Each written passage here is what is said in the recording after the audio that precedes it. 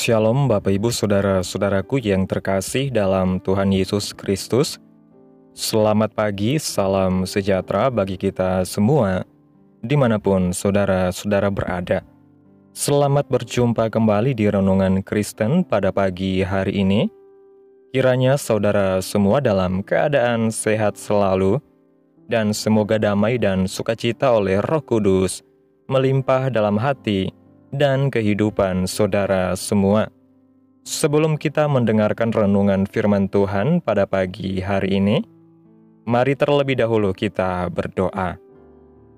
Bapa kami yang ajaib dan mulia, Bapa yang kudus dan kekal, Bapa di dalam kerajaan surga, Bapa yang kami panggil, di dalam nama Tuhan Yesus Kristus, kami mengucap syukur Tuhan, oleh karena anugerah-Mu di sepanjang kehidupan kami, hingga pada hari ini, kami boleh ada sebagaimana kami ada, semua karena berkat dan anugerah Tuhan dalam kehidupan kami. Pada pagi hari ini ya Tuhan, kami akan mendengarkan firman-Mu. Berbicaralah ya Tuhan, jamah hati kami, berikan kami pengertian untuk dapat memahami firman-Mu, dan ajar kami untuk dapat melakukan firman-Mu di sepanjang kehidupan kami. Berfirmanlah ya Tuhan, kami sudah siap mendengarkan firman-Mu. Dalam nama Tuhan Yesus kami berdoa, amin. Bapak Ibu Saudaraku yang terkasih, ayat renungan kita pada pagi hari ini terdapat dalam kitab 1 Timotius pasal 4, ayat 6-8 yang berkata demikian. Dengan selalu mengingatkan hal-hal itu kepada saudara-saudara kita, engkau akan menjadi seorang pelayan Kristus Yesus yang baik, terdidik dalam soal-soal pokok iman kita, dan dalam ajaran sehat yang telah kau ikuti selama ini. Tetapi jauhilah tahayul dan dongeng nenek-nenek tua, latihlah dirimu beribadah. Latihan badani terbatas gunanya, tetapi ibadah itu berguna dalam segala hal, karena mengandung janji, baik untuk hidup ini maupun untuk hidup yang akan datang. Bapak Ibu Saudaraku yang diberkati Tuhan, Alkitab mengingatkan kita tentang keadaan akhir zaman yang perlu kita waspadai. Satu-satunya adalah tentang pengajaran sesat atau pengajaran palsu, baik berupa hikmat duniawi, tahayul, dan lainnya. Inilah juga yang ditekankan oleh Rasul Paulus kepada Timotius, anak rohaninya. Meskipun masih muda, namun Timotius sudah diajar dan dididik dengan benar tentang pokok-pokok iman. Menjaga kebugaran dan kesehatan melalui latihan badani memang penting, namun terbatas gunanya. Sebab fisik yang sehat tidak menjamin kualitas iman yang sehat. Paulus mengajarkan bahwa rohani yang sehat itu terjadi ketika kita melatih diri untuk setia dalam beribadah dan hal-hal spiritual. Kalimat latihlah dirimu beribadah dalam ayat 7 bagian B berarti menjalankan ibadah secara terus-menerus dengan disiplin tinggi. Jadi, jika kita mau ibadah yang kita jalani menghasilkan sesuatu bagi pertumbuhan kerohanian kita, maka kita harus menjalankan ibadah itu secara teratur dan tanpa terputus. Saat kita tidak menjalankan ibadah secara teratur dan terus-menerus, maka iblis yang akan beroleh keuntungan. Betapa menyedihkan bila umat datang beribadah, tetapi tidak mengerti makna ibadah, tidak mengalami kuasa ibadah, dan tidak merasakan lagi hadirat Allah. Oleh sebab itu penting bagi kita untuk memahami apa yang harus kita lakukan, supaya kita dapat melatih diri untuk beribadah dengan disiplin.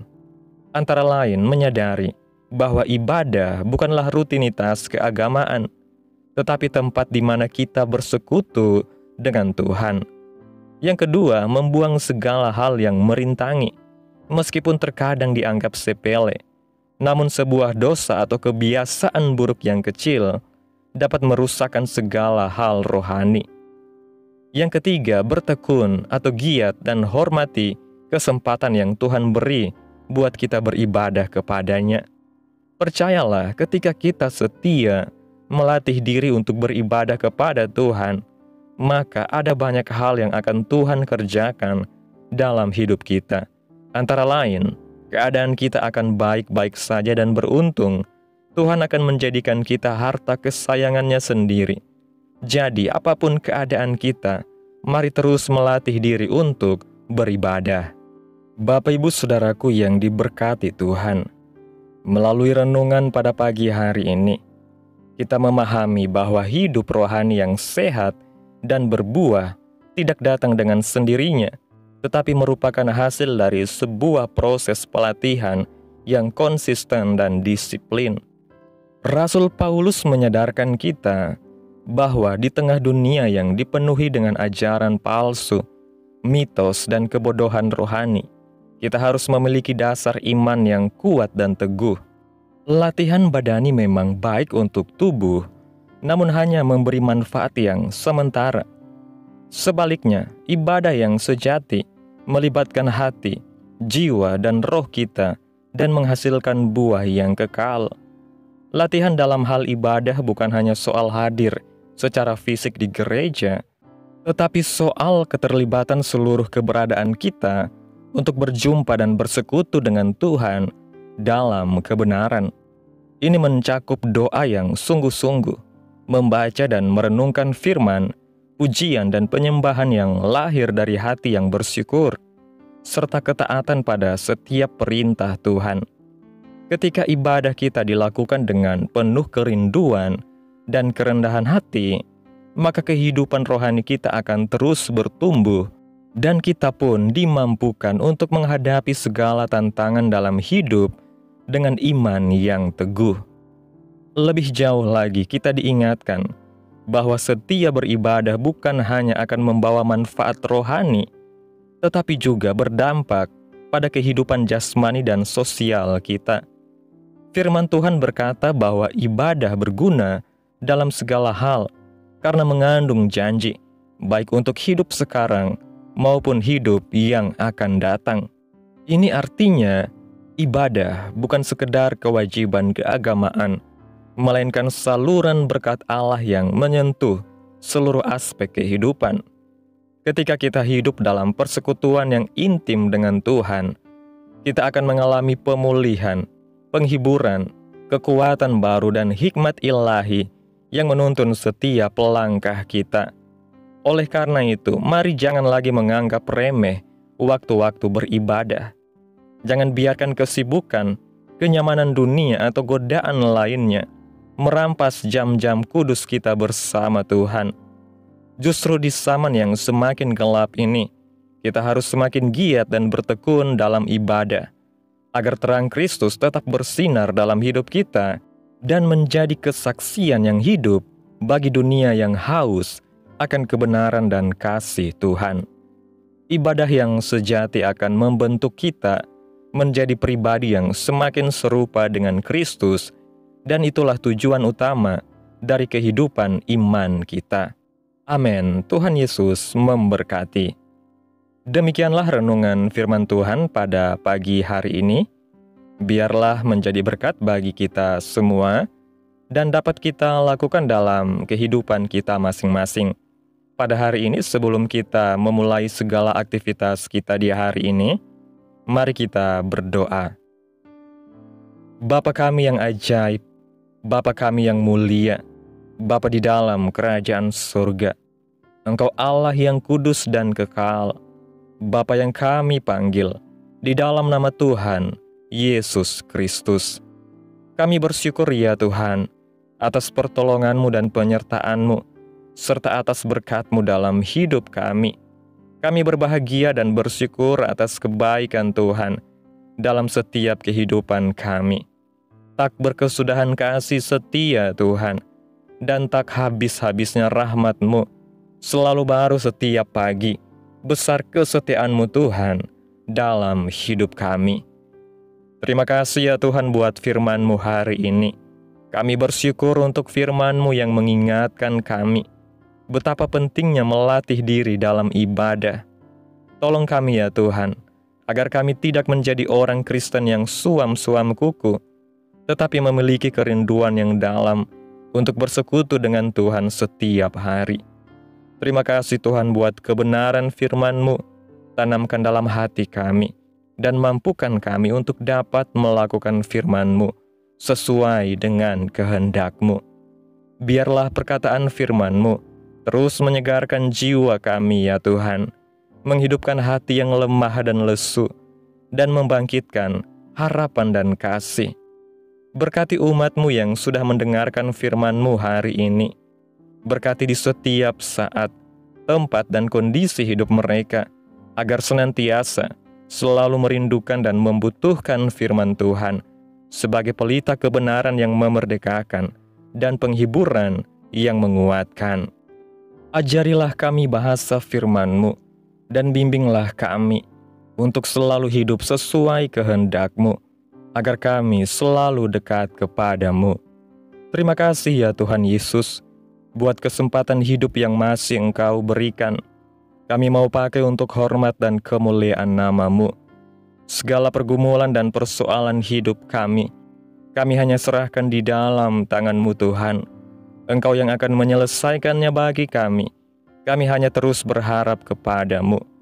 Hamba berdoa ya Tuhan, buat umat-umat-Mu yang sudah mendengarkan renungan pada hari ini, yang saat ini sedang mengalami sakit penyakit, pergumulan masalah, kebutuhan ekonomi. Kiranya Tuhan jamah kehidupan umat-umat-Mu. Sembuhkan sakit penyakit mereka ya Tuhan, dan pulihkan keadaan umat-umat-Mu, serta berkati perekonomian mereka, dan berikan jalan keluar dalam setiap pergumulan masalah yang umat-umat-Mu sedang hadapi. Dan ajarlah kami ya Tuhan, untuk selalu berharap dan percaya sepenuhnya hanya kepada Tuhan Yesus. Kiranya Tuhan Yesus terus memberkati kehidupan kami, keluarga kami, sanak saudara kami, daerah tempat tinggal kami, bangsa dan negara kami, pemerintah kami. Biarlah semuanya dalam perlindungan-Mu ya Tuhan, dan jadilah sesuai kehendak-Mu yang terbaik dalam kehidupan kami. Pada pagi hari ini ya Tuhan, kami anak-anak-Mu akan melakukan berbagai aktivitas. Kami akan bekerja dan menjalankan tanggung jawab kami. Kiranya Tuhan yang mampukan. Kami serahkan seluruh rencana dan agenda hari ini ke dalam tangan Tuhan. Biar Tuhan yang berkarya, dan biarkan semua rencana sesuai dengan kehendak-Mu. Tutup bungkus kami oleh kuasa-Mu Tuhan. Hindarkan kami dari segala kecelakaan, mara bahaya, sakit penyakit, orang-orang jahat, kuasa-kuasa kegelapan, iblis, bencana-bencana alam, hal-hal yang tidak kami inginkan. Tuhan singkirkan, Tuhan jauhkan, Tuhan hancurkan, hanya di dalam nama Yesus. Ampuni dosa dan kesalahan kami ya Tuhan. Jadikan kami pribadi yang lebih baik setiap harinya. Jagai kehidupan keluarga kami. Berikan kami kesehatan dan tuntun kami untuk selalu berada di jalan-Mu yang benar. Terima kasih ya Tuhan. Inilah yang menjadi doa kami. Mari kita berdoa. Bapa kami. Bapa kami yang di sorga, dikuduskanlah nama-Mu. Datanglah kerajaan-Mu. Jadilah kehendak-Mu di bumi seperti di sorga. Berikanlah kami pada hari ini makanan kami yang secukupnya, dan ampunilah kami akan kesalahan kami, seperti kami juga mengampuni orang yang bersalah kepada kami. Dan janganlah membawa kami ke dalam pencobaan, tetapi lepaskanlah kami daripada yang jahat, karena Engkaulah yang mempunyai kerajaan, dan kuasa dan kemuliaan, sampai selama-lamanya. Amin. Mari terima berkat Tuhan. Tuhan memberkati engkau dan melindungi engkau. Tuhan menyinari engkau dengan wajah-Nya dan memberi engkau kasih karunia. Tuhan menghadapkan wajah-Nya kepadamu dan memberi engkau damai sejahtera. Terimalah berkat Tuhan di dalam nama Tuhan Yesus Kristus. Amin. Selamat pagi, selamat beraktivitas. Tuhan Yesus memberkati.